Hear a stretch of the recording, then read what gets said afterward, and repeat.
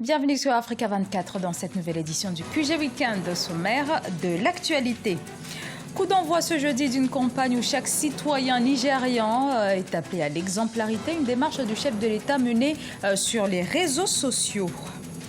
Des centaines de millions de musulmans à travers le monde célébreront ce lundi l'Aïd el-Kébir. C'est le cas notamment au Niger où les préparatifs vont bon train. Et l'économie ghanéenne continue de subir les effets de la baisse des prix du pétrole, mais ce secteur présente toujours un fort potentiel de croissance.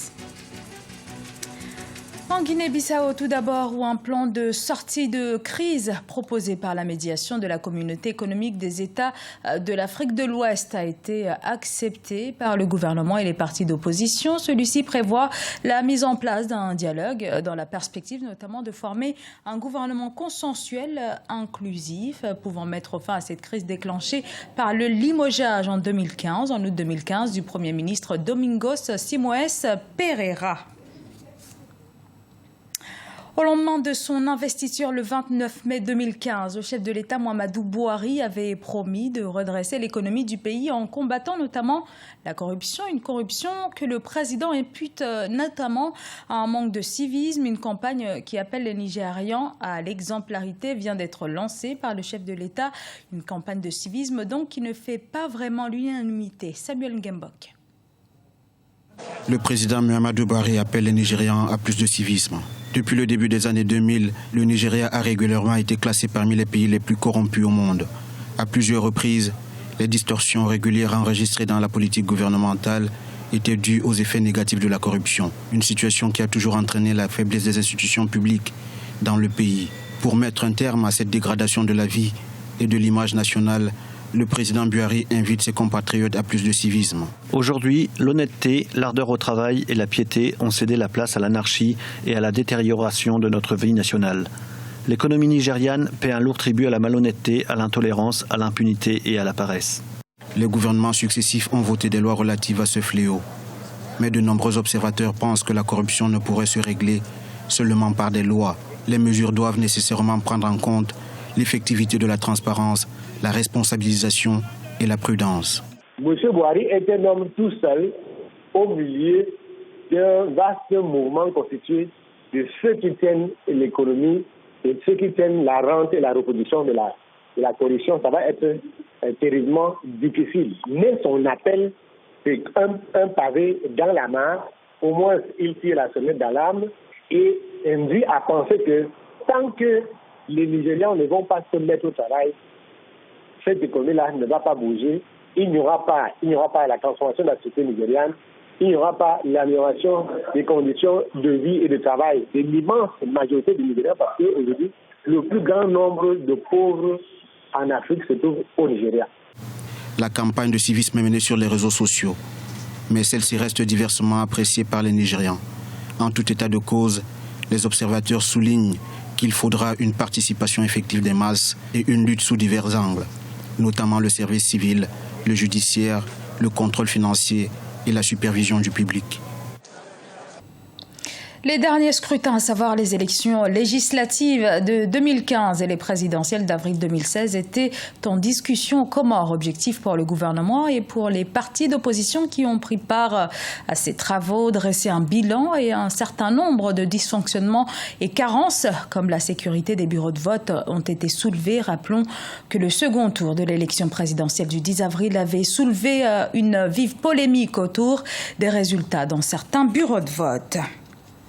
Les musulmans du Niger, à l'instar de ceux du monde entier, s'apprêtent à célébrer ce 12 septembre l'Aïd el-Kébir, communément appelé Tabaski. Et contrairement aux années précédentes, à Niamey, la capitale, le prix du mouton est jugé très abordable au grand bonheur de la population. Reportage de notre correspondant au Niger, Sadou Alizé Mouktar. La communauté musulmane du Niger va célébrer le lundi 12 septembre 2016 la fête de l'Aïd el-Kébir, communément appelée fête de Tabaski ou fête du mouton. À moins de 24 heures de cette importante fête, Tourakou, l'un des plus grands marchés de bétail de Niamey, grouille de monde. À la différence des années antérieures, en plus de la baisse des prix, Les moutons sont en surabondance dans les différents marchés à bétail de Niamey et même dans les virages environnants cette année. Les animaux qu'on a vendus l'année passée à 150 000, à 200 000, on leur demande cette année 100 000, 75 000, voire même 60 000, on peut avoir un mouton. Vraiment, les marchés sont abordables. Je ne sais pas, au Niger, il n'y a pas d'argent ou quoi. Mais vraiment, les marchés sont abordables. Avec 75 000, avec 60 000, voire même 50 000, tu peux avoir un mouton pour la fête de la Tabaski. Au marché de bétail du 5e arrondissement de Niamey, les va-et-vient des vendeurs, revendeurs et clients s'observent de tous côtés. Une forte affluence des clients dont l'objectif est de se procurer le précieux mouton de la fête de Tabaski. Et on est là pour payer du mouton. Quand même, on a eu les moutons moins chers ici par rapport à l'autre côté, 3 coups. On a eu 2 à 60-60 et une à 70. Le prix cette année, c'est bon. Moi, je vois que c'est bien. Ce mouton qu'on m'a dit à 150 000, je crois que l'année passée, c'est à 350 000 ou 300 000. Je crois que chacun peut avoir quelque chose quand même et de sa capacité, quoi. Si tu as 50, 60 000, il y a des moutons, j'ai vu ça à 80 000, c'est étonnant. L'année passée, le mouton qui est à 80 000 maintenant, c'est au moins à 150 à 170 000. La baisse du prix du bélier dans les marchés nigériens cette année a été occasionnée par l'arrivée massive de moutons venus du Nigeria voisin et vendus à bon prix. Selon les préceptes de la religion musulmane, il est recommandé à tout croyant qui en a les moyens, à l'occasion de cette journée de commémoration, le sacrifice de moutons. Depuis 2014, le Ghana traverse une crise économique. Son niveau d'endettement est supérieur à 70% du PIB national. Le gouvernement a même revu à la baisse ses prévisions de croissance pour l'année 2016. Les explications de Habib Faye. À l'instar d'autres producteurs africains de pétrole, l'économie ghanéenne accuse le coup dans un contexte marqué par des prix du brut très en dessous de leur niveau d'il y a à peine 2 ans. En raison du prix à l'exportation inférieur aux attentes et d'une production de pétrole irrégulière, le gouvernement a réduit ses prévisions de croissance économique à plus de 4,1% en 2016 contre plus de 5,4% annoncés au début de l'année. En raison de l'effondrement des cours mondiaux du pétrole, les recettes provenant du Chanten sont nettement moins importantes que prévu en 2013. Je crois que les fluctuations sur le marché mondial du pétrole sont temporaires. Nous verrons une reprise tôt ou tard qui donnera un juste prix aux producteurs et un prix abordable à ceux qui utilisent le produit. Le directeur exécutif du Centre d'analyse des politiques met en doute la capacité du gouvernement à gérer ses ressources de manière efficace. Expert en la matière, il est sceptique sur l'opportunité de l'ouverture du nouveau champ pétrolier.